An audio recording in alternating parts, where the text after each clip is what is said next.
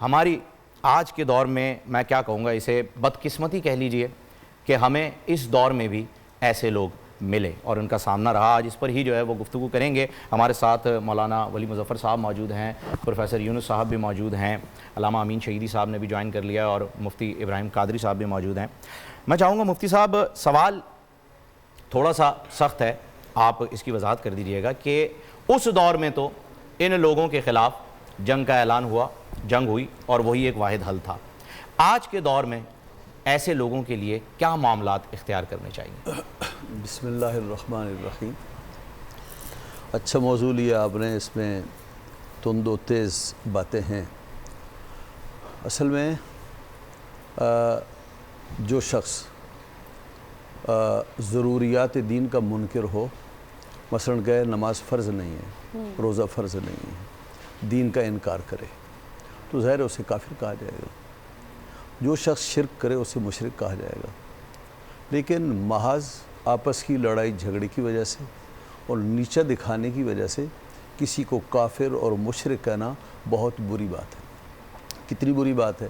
نبی پاک صلی اللہ علیہ وسلم نے ارشاد فرمایا، جس شخص نے کسی کو کافر کہا یا جس شخص نے کسی کو ملحد کہا یا جس شخص نے کسی کو برا کہا، اگر وہ ویسا ہے تو پھر تو ٹھیک ہے، اور اگر وہ ویسا نہیں ہے تو فرمایا وہ کفر اسی کی طرف لوٹے گا جس نے اسے کافر بنانے کی کوشش کی ہے۔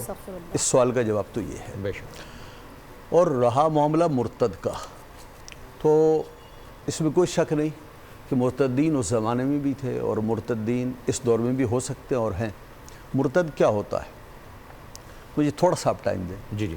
مرتد کیا ہوتا ہے؟ مرتد وہ ہوتا ہے کہ جو مسلمان ہو کر پھر کفر کی طرف پھر جائے۔ کافر دو قسم کا ہے، غیر مسلم دو قسم کا ہے۔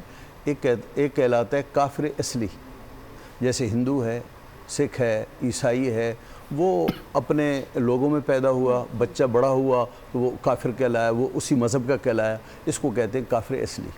اور ایک ہوتا ہے مرتد، کہ وہ مسلمان ہوا یا اپنے آپ کو مسلمان کہلاتا ہے اور پھر اس کے جو کام ہے وہ کفریہ ہیں یا کفر کی طرف لوٹ گیا، اسے مرتد کہا جاتا ہے۔ مرتد کیا ہے؟ اس کا حکم کیا ہے؟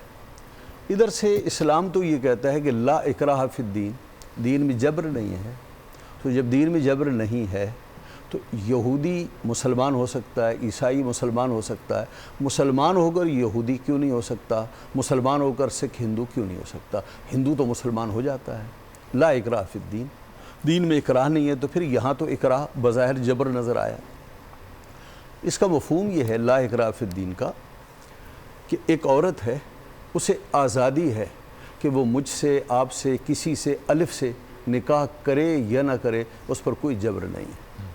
لیکن نکاح میں آ جانے کے بعد اب جبر ہوگا، اب واپس نہیں جا سکتے۔ درست۔ اسی طریقے سے ایک شخص ہے، وہ ایک ملک کا شہری نہیں ہے، وہ میرے ملک کا شہری نہیں ہے، وہ میرے ملک کو تسلیم نہ کرے، وہ میرے ملک کے قوانین کو نہ مانے، لیکن شہری بننے کے بعد اسے قانون کو ماننا ہوگا۔ اب وہ میرے ملک کے خلاف بغاوت نہیں کر سکتا۔ اگر بغاوت کرے گا تو اس کی سزا قتل ہوگی۔ ایسے ہی اسلام یہ کہتا ہے کہ جب تک تم یہودی ہو، نصرانی ہو اور اسلام کی شہریت میں نہیں آئے ہو، اس وقت تک تم آزاد ہو، تم پر کوئی جبر نہیں ہے۔ لیکن اسلام لانے کے بعد اسلام سے اگر بغاوت کرو گے تو جیسے باغی کی سزا قتل ہے، تو مرتد بھی باغی ہے دین کا، اسلام کا، اس کی سزا بھی قتل ہوگی۔ وَمَن يَرْتَدِدْ مِنْكُمْ عَنْ دِينِهِ فَيَمُتْ وَهُوَ كَافِرٌ فَأُولَٰئِكَ حَبِطَتْ أَعْمَالُهُمْ فِي الدُّنْيَا وَالْآخِرَةِ وَأُولَٰئِكَ أَصْحَابُ النَّارِ هُمْ فِيهَا خَالِدُونَ۔ اس پر غور کیجئے گا، 4 وعیدیں اللہ رب العزت نے مرتد کے لیے نازل فرمائیں۔ فرمایا جو شخص اس دین سے پھر جائے اس کے لیے 4 وعیدیں ہیں۔ ایک یہ کہ اس کے عمل دنیا کی بھی ضائع ہو گئے، نمبر 2 آخرت کے عمل ضائع ہو گئے، نمبر 3 وہ جہنم میں جائے گا، نمبر 4 کبھی جہنم سے نکلے گا نہیں۔ اچھا، دنیا کیسے ضائع ہوگی اور آخرت کیسے؟ اس کی اعمال دنیا اور آخرت میں ضائع ہیں۔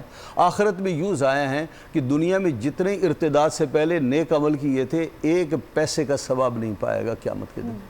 اور دنیا میں اس کا عمل کیا ضائع ہوگا؟ دنیا میں عمل یہ ضائع ہوگا کہ وہ کسی کا وارث نہیں قرار پائے گا، اس کی بیوی نکاح سے نکل جائے گی، اسے قتل کر دیا جائے گا، یہ اسلام نے فرمایا۔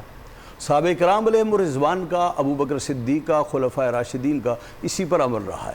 نبی پاک صلی اللہ علیہ وسلم نے ارشاد فرمایا کہ کسی مسلمان کو قتل کرنا جائز نہیں مگر 3 وجہوں سے۔ السیب الزانی، وہ شخص کی جو شادی شدہ اور زنا کرے، اس کا خون معاف ہے، اسے قتل ریاست کرے گی۔ النفس بالنفس، جان کے بدلے میں جان۔ اور تیسرا من غیر دینہ، جس شخص نے اپنے دین کو بدل دیا، اسلام کو بدل دیا۔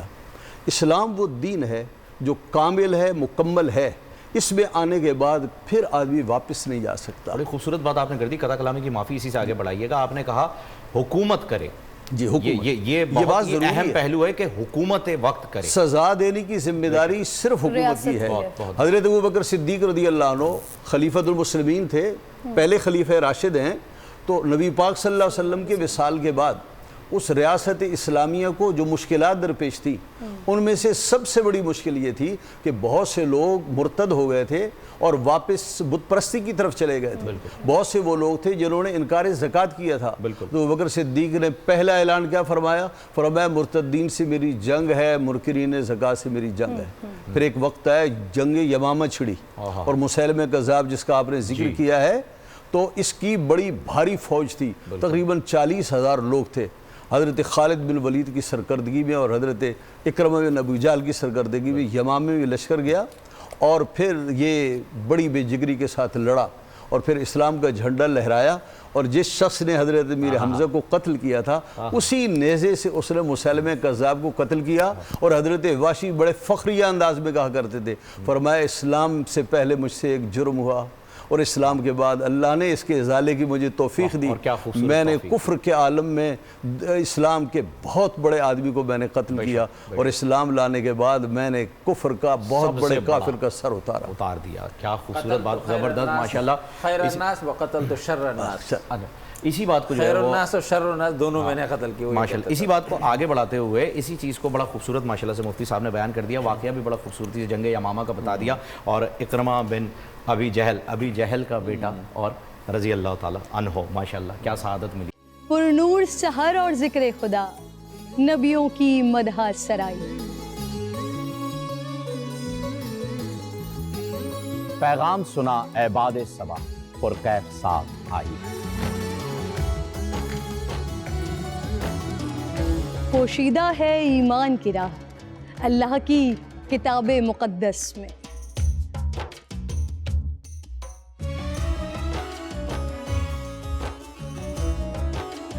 بس غور و فکر کا در ہے کھلا، حکمت سے سجی اس محفل میں۔ ہے لب پہ دعا زدنی علما، روشن ہی رہے یہ سارا جہاں۔ رم جھم رحمت کی گھٹا، ہر ایک نے ہدایت پائی۔ نعمت اور برکت سے سجا افطار و سحر کا دسترخوان۔ ننھے پھولوں نے مل کے کہا آج روزہ کشائی ہے۔ رمضان المبارک کی خصوصی نشریات رمضان میں بول۔